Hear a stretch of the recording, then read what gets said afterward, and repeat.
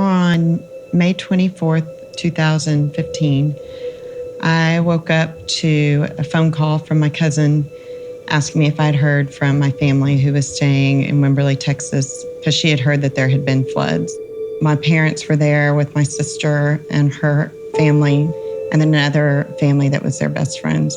And I started calling all the phones, and they went straight to voicemail. So we thought, well, maybe the electricity was out.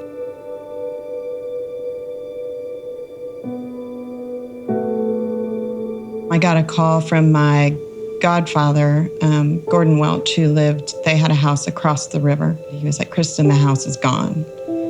And I didn't quite understand or comprehend what that meant, but he said, "We are standing across the river and there is no house." And at that time we were driving up on the lot, and I walked down and saw that the house was gone and all that were left were the pylons.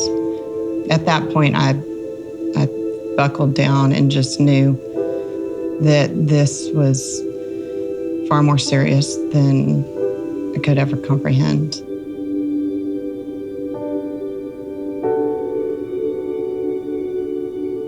In those early days, I was in such shock. I knew that it was only God's strength and my faith.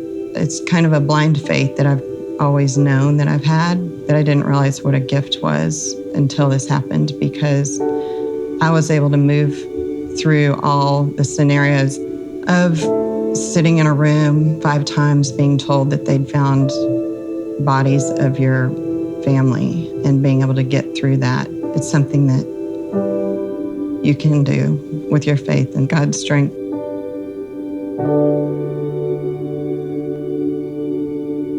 Since Memorial Day 2015, everything has changed.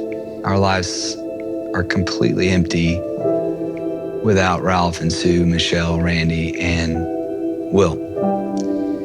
But because of our relationship with one another and our focus on Christ and what the body of Christ has done to rally around us, we're able to sustain or live again.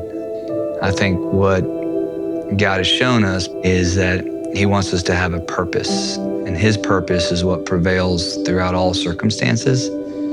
I think we cling to the passages that talk about the hearts and minds of men may make their plans, but God directs their purpose. And so God's revealed His purpose to us, which is simply to be obedient and to trust Him.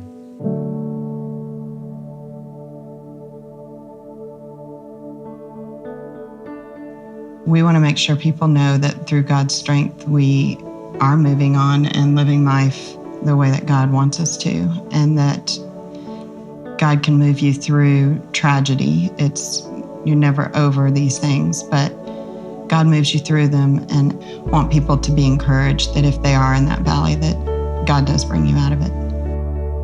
I think when you're broken in times of tragedy, it helps you remember the humility and the reliance on the Lord that's needed. One of the things that I'm very thankful for is the institution of marriage, because I've got to see how Kristen's handled this with grace and mercy and what God has done in her heart. My encouragement to people going through tragedy or even difficulties in their marriage is just to remember that we're all broken and we all need God's sustenance and we need His encouragement. So I would pray that Cristen and I and our family would just continue to lean into the Lord and continue walking in faith and being obedient. Our story's not over. It's just the beginning.